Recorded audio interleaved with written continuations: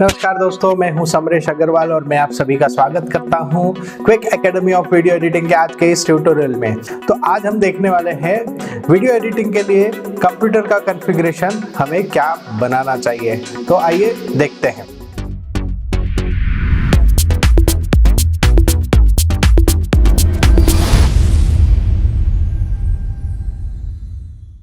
जब हम video editing की बात करते हैं तो कंप्यूटर का कॉन्फ़िगरेशन बहुत इंपॉर्टेंट रोल प्ले करता है, यह आप सभी को मालूम है। तो आज हम लोग देखने वाले हैं कि कंप्यूटर कॉन्फ़िगरेशन हमें क्या लेना चाहिए अगर हमारा बजट 1 लाख रुपए या उसके आसपास का है। तो जब हम कंप्यूटर बनाने जाएंगे तो हमें टोटल 9 पार्ट्स के बारे में सोचना होगा, जिसमें से हम सबसे पहले बात करेंगे कंप्यूटर में लगने वाले प्रोसेसर की। हम क्या करते हैं कि जब भी हम वीडियो एडिटिंग के लिए एक सिस्टम बनाते हैं तो हम प्रोसेसर तो नए से नया, ज़्यादा से ज़्यादा स्पीड वाला और जितना लेटेस्ट जनरेशन का होगा उतना लेते हैं। लेकिन हम वहाँ पर एक गलती करते हैं कि प्रोसेसर सिर्फ अच्छा ले लेने से आप अच्छा कंप्यूटर नहीं बना सकते। तो अच्छा कंप्यूटर बनाने के लिए आपको प्रोसेसर के साथ साथ में उसका मदरबोर्ड भी उतना ही इम्पोर्टेंट है। जैसे कि एग्जांपल के तौर पे मैं आपको बताऊं कि आपने एक स्विच ले लिया। स्विच मतलब आप जो फैन को ऑन ऑफ करते हैं या लाइट को ऑन ऑफ करने के लिए स्विच लगाते हैं, तो आपने बहुत अच्छे कंपनी का या कोई भी एक बड़ी ब्रांडेड कंपनी का स्विच ले लिया आपने और एक ब्रांडेड कंपनी का बल्ब भी लगा दिया। लेकिन इन दोनों के बीच में कम्युनिकेशन करने के लिए जो ज़रूरत है वो हमें उसकी वायरिंग की है, और वायरिंग हमने उसमें बहुत सस्ती वाली सी लगा दी है। तो आप ये समझ के चले कि आपका स्विच बहुत अच्छा है, आपकी लाइट बहुत अच्छी है, लेकिन उसमें करंट पास करने के लिए जो हमने वायरिंग की है वो बहुत ज़्यादा लो सस्ती क्वालिटी की वायरिंग की हुई है, जिसके वजह से जब नया नया रहेगा तो आपको एक परफॉर्मेंस अच्छा दिखाई देगा। लेकिन जैसे जैसे उस पर लोड आएगा, वायरिंग जो है वो हिट होने की वजह से आपको प्रॉपर करंट पास नहीं कर पाएगी और लाइट और स्विच अच्छी क्वालिटी का रहने के बाद भी उस लाइट से जो परफॉर्मेंस आपको मिलनी चाहिए वो नहीं मिल पाएगी। ठीक उसी तरह जब हम लोग CPU बहुत अच्छी क्वालिटी का ले लेते हैं या हाई स्पीड का ले लेते हैं, तो हम मदरबोर्ड हाई स्पीड का नहीं लेते और मदरबोर्ड हमारा पूरा वायरिंग का काम करता है। तो जितना इम्पोर्टेंट हमारे लिए प्रोसेसर है उतना ही इम्पोर्टेंट हमारे लिए मदरबोर्ड भी होना चाहिए। इसलिए जब भी आप कोई सिस्टम असेंबल करें तो जितना इम्पोर्टेंस आप प्रोसेसर को दे रहे हो उससे ज़्यादा इम्पोर्टेंस मैं तो कहूँगा कि आप आपके बोर्ड को दीजिए, ताकि आपकी डाटा ट्रांसफ़र स्पीड काफ़ी अच्छी हो। उसके बाद मदरबोर्ड और प्रोसेसर ये दोनों हमने अच्छे से अच्छा लगा लिया है। अब क्योंकि ये इलेक्ट्रॉनिक्स डिवाइस है तो कहीं ना कहीं ये गर्म होते हैं, तो हमको इसे ठंडा करने के लिए CPU पर फैन लगाना होता है। तो फैन 2 क्वालिटी के आते हैं अलग अलग, एक आता है ऑयल कूल्ड फैन, एक आता है एयर कूल्ड फैन। तो आज की डेट में हमारा जो काम है वीडियो एडिटिंग का वो है 8 से 10 घंटे कंटिन्यूस वर्क करने का। इसका मतलब है कि हमारे कंप्यूटर में हीटिंग ज़्यादा हो सकती है, इसका मतलब है हमें कूलिंग की ज़्यादा ज़रूरत है। तो हम यूज़ करेंगे यहाँ पर ऑयल कूल्ड वाला फैन। तो इसी के साथ आपको ये तो समझ में आ गया होगा कि प्रोसेसर, मदरबोर्ड और फैन ये तीनों चीज़ हमारे लिए बहुत ज़्यादा इम्पोर्टेंट है। तो अब आते हैं हम लोग नेक्स्ट पार्ट पे, जो कि है रैम। तो हमारे सिस्टम में कम से कम रैम क्या होनी चाहिए और ज़्यादा से ज़्यादा रैम क्या लगा सकते हैं। तो आप ये समझ के चलिए कि आप जब कोई मदरबोर्ड परचेस करते हैं तो उस मदरबोर्ड की मैक्सिमम रैम कैपेसिटी होती है, वो हम लोग जब मदरबोर्ड परचेस करते हैं तब उसे देख लेना चाहिए। क्योंकि कई बार ऐसा हो जाता है कि हमारा मदरबोर्ड 32 GB तक ही सपोर्ट करता है और हम उसमें 64 GB का रैम डाल देते हैं, लेकिन इतना डालने के बाद भी उसका परफॉर्मेंस नहीं बढ़ता। क्यों? क्योंकि आपका मदरबोर्ड 32 GB से ज़्यादा का रैम सपोर्ट नहीं करता। इसलिए जब भी मदरबोर्ड परचेस करें आप ये भी ध्यान दें कि आप उसमें रैम जो लगा सकते हैं वो कितने GB तक मैक्सिमम लगा सकते हैं। इसलिए रैम भी हमारे लिए इम्पोर्टेंट पार्ट है, क्योंकि वो हमारे सारे डिवाइसेस को अलग अलग मेमोरी सप्लाई करती है, जो कि आपकी स्पीड के लिए बहुत इम्पोर्टेंट है। रैम के बाद हमारे लिए जो इम्पोर्टेंट पार्ट है वो है SSD ड्राइव। अब SSD क्या है और SSD की क्यों ज़रूरत है? तो आप ये समझिए कि आपकी जो हार्ड डिस्क होती है उसकी रीड और राइट करने की स्पीड जो है वो काफ़ी कम होती है और उसी स्पीड को हमें इंक्रीज करना होता है, उसके लिए हम लोग SSD यूज़ करते हैं। अब SSD की स्पीड हमारी हार्ड डिस्क से करीब करीब 10 गुना ज़्यादा है, ऐसा हम लोग समझ के चल सकते हैं। लेकिन SSD का एक ड्रॉबैक भी है। SSD का ड्रॉबैक ये है कि SSD अगर ख़राब हो जाती है तो आप उसको रिकवर नहीं कर सकते, और अगर कर भी लेंगे उसको रिकवर तो जो कॉस्ट उसको लगने वाली है वो हम बेयर नहीं कर सकते हैं। इसलिए SSD का हम यूज़ करेंगे ऑपरेटिंग सिस्टम को इंस्टॉल करने के लिए।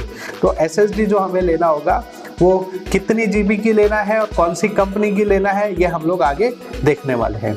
इसके बाद आते हैं हम लोग 6th पार्ट पे, जो कि है ग्राफिक कार्ड। अब ग्राफिक कार्ड हमारे लिए बहुत इम्पोर्टेंट है क्योंकि हमें काफ़ी सारा काम जो है वो इफेक्ट्स पे करना होगा, हमें ग्राफिक्स पे करना होगा। तो कौन सा ग्राफिक कार्ड लेना है और कम से कम कौन से ग्राफिक कार्ड में हमारा काम चल सकता है, ये हम लोग आगे देखेंगे। ग्राफिक कार्ड के बाद हमें लेना है हार्ड डिस्क। हार्ड डिस्क कौन सी लेना चाहिए और कौन कौन सी हार्ड डिस्क आती है, इसके बारे में हम आगे देखेंगे। हार्ड डिस्क के बाद हमें जो इम्पोर्टेंट है वो है SMPS। SMPS हमारे सारे डिवाइसेस को लगने वाला पावर सप्लाई करता है, इसीलिए वो बहुत इम्पोर्टेंट रोल प्ले करता है। अगर हमारे डिवाइसेस को प्रॉपर पावर नहीं मिलती है तो हमारा कोई भी डिवाइस उसकी उम्र से पहले ख़राब हो सकता है।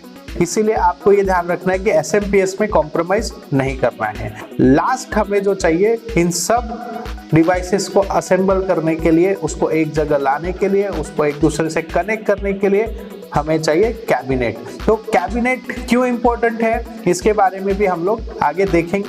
तो ये वो 9 पार्ट है जो आप कंप्यूटर असेंबल करते वक्त में ध्यान दे के खरीदेंगे और समझ के खरीदेंगे।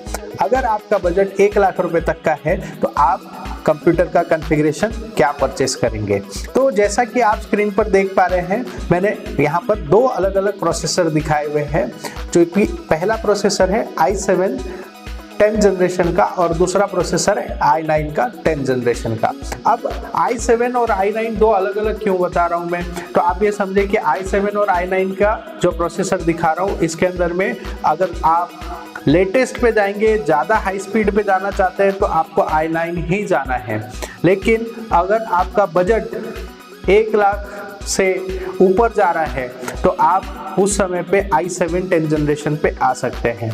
i7 का 10700K प्रोसेसर ही हमें लेना है, और अगर आप i9 पे जा रहे हैं तो 10900K यही हमें प्रोसेसर लेना है। इसके अंदर अलग अलग सीरीज आती है, जैसे कि मैंने आपको K सीरीज बताया है, इसमें F सीरीज भी आएगी, इसमें और भी सीरीज मिलेगी। तो हमें और कोई सीरीज पे नहीं जाना है, हमें पर्टिकुलर K सीरीज का ही प्रोसेसर लेना है। अब बात करें इनकी कॉस्ट की, तो i7 का 10th जनरेशन का प्रोसेसर अप्रोक्सीमेट 30,000 रुपये के आसपास आएगा। वहीं पर अगर आप i9 का 10th जनरेशन का प्रोसेसर परचेस करने जाएंगे तो उसकी कॉस्ट अप्रोक्सीमेट 36 से 37,000 रुपये आएगी, यानी 6 से 7,000 रुपये का डिफरेंस इन दोनों प्रोसेसर में रहेगा। अब इसके बाद हम बात करते हैं कि प्रोसेसर जब हम लोग ले लेते हैं तो प्रोसेसर के साथ साथ हमें उसका कूलिंग सिस्टम भी लेना होता है। जैसे कि मैंने पहले बताया, एक एयर कूल्ड आता है और दूसरा ऑयल कूल्ड आता है। तो हम यहाँ पर परचेस करेंगे ऑयल कूल्ड। अब ऑयल कूल्ड लेने के लिए आपको अलग अलग कंपनी के ऑप्शंस मिलेंगे, जैसे मैंने यहाँ पर स्क्रीन पे दिखाया, ये है डीप कूल का फैन है, ऑयल कूलर है। वैसे ही आप कूलर मास्टर का ऑयल कूलर ले सकते हैं। उसके अलावा भी और कंपनी के मिलेंगे, लेकिन आप एक कूलर मास्टर ब्रांडेड है, इस पे जा सकते हैं, या फिर डीप कूल अच्छा प्रोडक्ट है, आप इस पे जा सकते हैं। इस फैन की कॉस्ट अप्रोक्सीमेट 4,500 की आएगी अगर आप सिंगल फैन वाला ले रहे हैं। दूसरा आता है डबल फैन वाला, तो करीब करीब 6,500 रुपये की कॉस्ट में आएगी। तो आप अपने बजट के अकॉर्डिंग सिंगल फैन या डबल फैन का कूलिंग सिस्टम ले सकते हैं। उसके बाद बात करेंगे हम लोग मदरबोर्ड की। तो मदरबोर्ड जैसा कि मैंने आपको स्क्रीन पर दिखाया हुआ है, अगर आप 10th जनरेशन का प्रोसेसर ले रहे हैं तो उसके साथ कंपैटिबल मदरबोर्ड जो आपको लेना है वो है आसूस का ही लेना है। दूसरा Z590 प्राइम, आप ये वाला मदरबोर्ड ले सकते हैं जिसकी कॉस्ट अप्रोक्सीमेट 20,000 रुपये के आसपास आएगी। और इसके अंदर एक और मॉडल आता है Z590 प्लस वाईफाई। जिसके अंदर में मदरबोर्ड में इनबिल्ट वाईफाई ट्रांसमीटर होता है, ठीक है, जिसकी कॉस्ट थोड़ी सी बढ़ जाएगी। तो आप अपने बजट के अकॉर्डिंग Z590 प्लस या Z590 प्राइम ये मदरबोर्ड ले सकते हैं। उसके बाद आते हैं रैम पे। हमारे वीडियो एडिटिंग के लिए हमें कम से कम 16 GB रैम हमारे सिस्टम में होना चाहिए।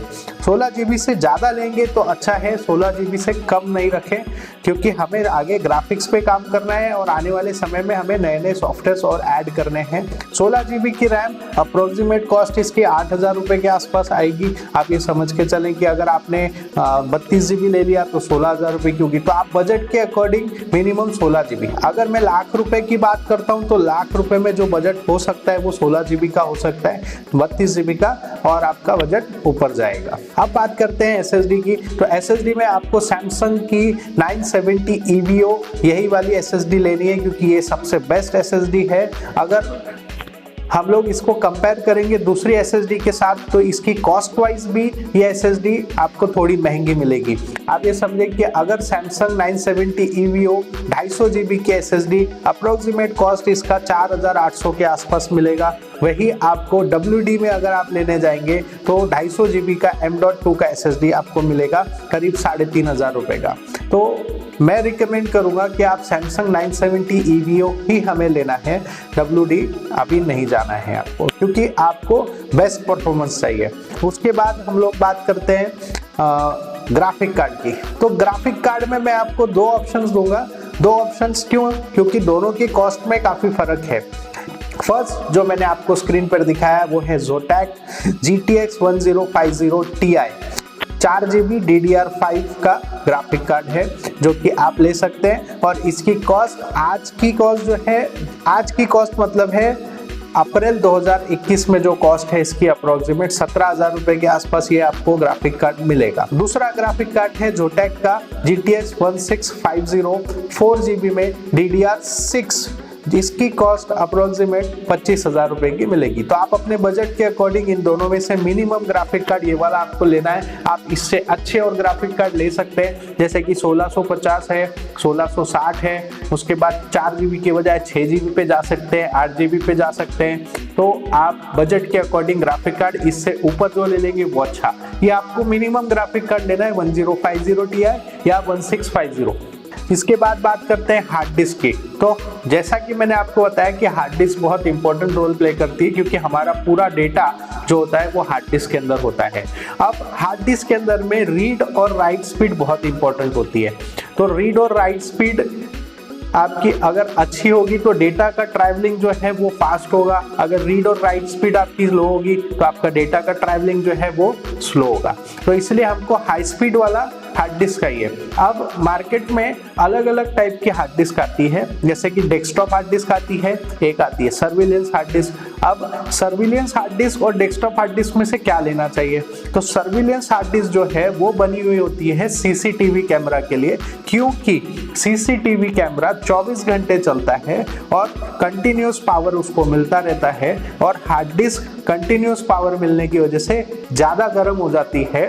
और ये गर्म ज़्यादा ना हो इसीलिए सर्विलेंस हार्ड डिस्क के अंदर वो टेक्नोलॉजी यूज़ की गई है कि जिससे कि वो ज़्यादा हिट ना हो। लेकिन उस चीज़ को करने के लिए जो डाटा राइट और रीड स्पीड है वो उस सर्विलेंस हार्ड डिस्क की कम है, काफ़ी कम कर दी गई है। तो आपको ये समझना है कि हमारी रिक्वायरमेंट जो है वो डाटा की जो रीड राइट स्पीड है उसकी ज़्यादा है, इसलिए हमें सर्विलेंस हार्ड डिस्क कभी भी नहीं लेना है, हमें लेना है डेस्कटॉप हार्ड डिस्क। अब डेस्कटॉप हार्ड डिस्क में अगर आज की डेट में बात करेंगे हम लोग तो WD, Seagate, Toshiba अलग अलग कंपनी की हार्ड डिस्क आ रही है। अगर कोई भी कंपनी की 7,200 RPM को हार्ड डिस्क मिल रही है तो आप उसी को परचेस करें, ताकि आपकी रीड और राइट स्पीड काफ़ी फास्ट हो जाए। उसके बाद जैसे आपको मैंने बताया कि SMPS बहुत इंपॉर्टेंट रोल प्ले करता है।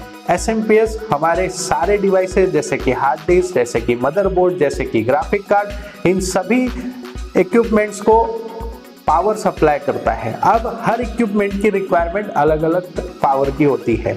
अब अगर आपका SMPS इतना पावरफुल नहीं है कि जो भी डिवाइस हमारे लगे हैं उस डिवाइस को जितना पावर चाहिए उतना पावर नहीं दे पा रहा है, तो कुछ समय के बाद आपका वो जो डिवाइस है वो जल्दी से खराब हो जाएगा। जैसे कि हार्ड डिस्क, कई बार हार्ड डिस्क हमारी चलते चलते चलते अचानक बंद हो जाती है। क्यों? क्योंकि हमारा SMPS उसको प्रॉपर पावर नहीं सप्लाई कर रहा होता है और हार्ड डिस्क अपनी पूरी ताकत लगा के पावर खींच रही होती है और कुछ समय बाद में वो अपना दम तोड़ देती है। तो आप ध्यान रखें कि आपका SMPS अच्छा होना चाहिए, जितनी आपकी ज़रूरत है उससे ज़्यादा आप SMPS ले सकते हैं। इसलिए मैंने यहाँ पर दिखाया कॉर्सर का CX750 SMPS। CX750 SMPS की कॉस्ट अप्रोक्सीमेट 9,500 रुपये के आसपास आएगी।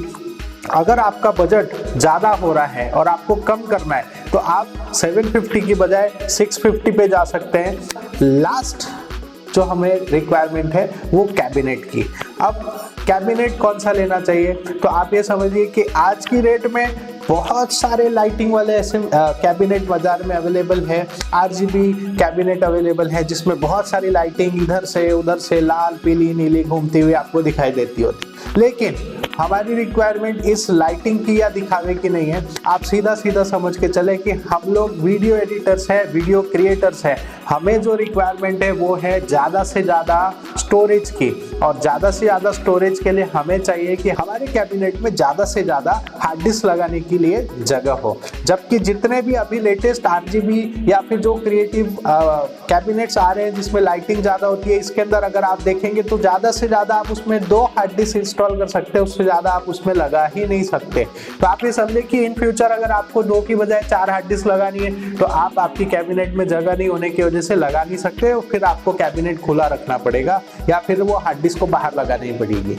तो इसीलिए जब आप आज कैबिनेट परचेस कर रहे हैं तो सबसे पहले प्रायोरिटी आपको देनी है कि आपके कैबिनेट में कितनी हार्ड डिस्क लगती है।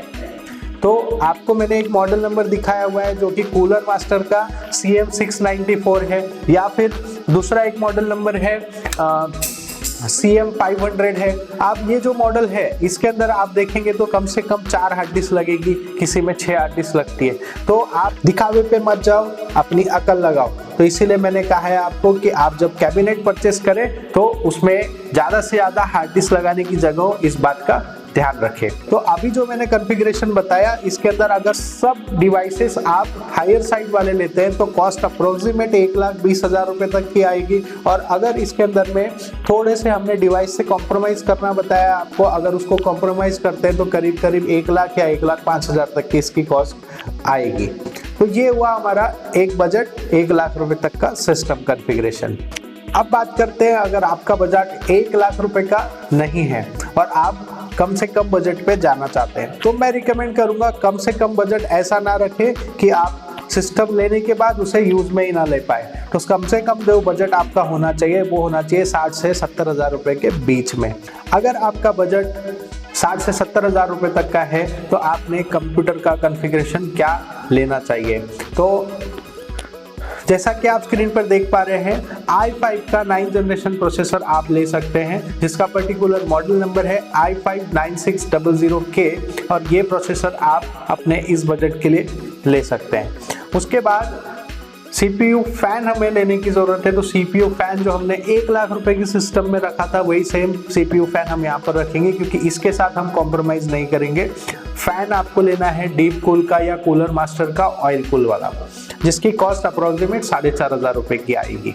उसके बाद मदरबोर्ड, तो मदरबोर्ड आप लेंगे 9th जनरेशन के लिए कंपैटिबल जो बेस्ट बोर्ड है वो है Z490P, जो कि अप्रोक्सीमेट 17,000 रुपये की कॉस्ट में आज की डेट में अवेलेबल है।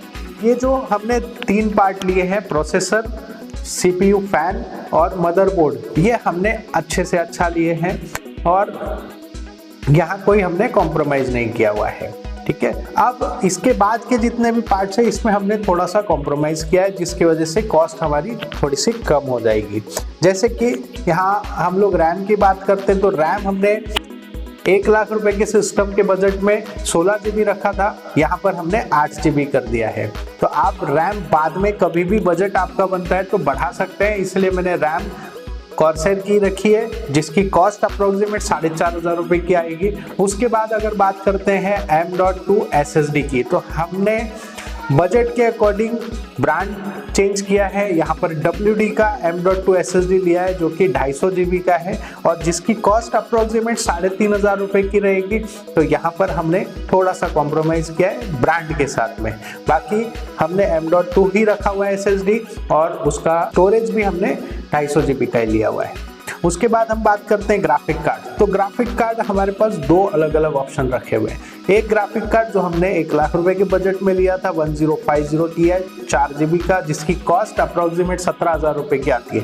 पर 60 से 70,000 रुपये के बजट में हम इतना हेवी ग्राफिक कार्ड नहीं ले पाएंगे, इसीलिए हमने यहाँ पर सस्ता ग्राफिक कार्ड लिया है जो कि Zotac का 730 4 GB में DDR3 ग्राफिक कार्ड आप यूज़ कर सकते हैं, जिसकी कॉस्ट अप्रोक्सीमेट 7,000 रुपये की आएगी।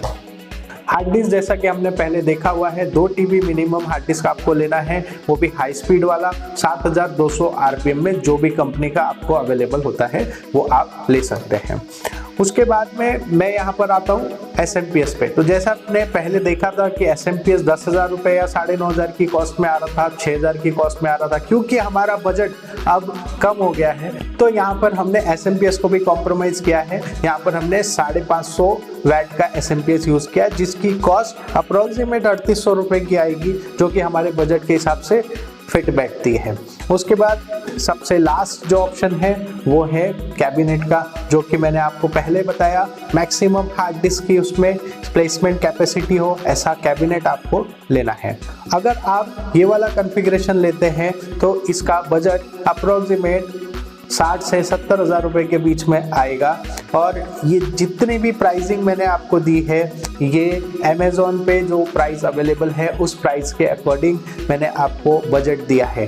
तो आपको आज का वीडियो कैसा लगा आप हमें कमेंट में ज़रूर बताएं।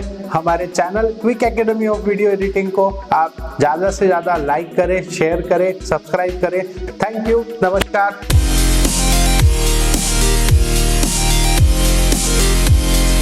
Jungle.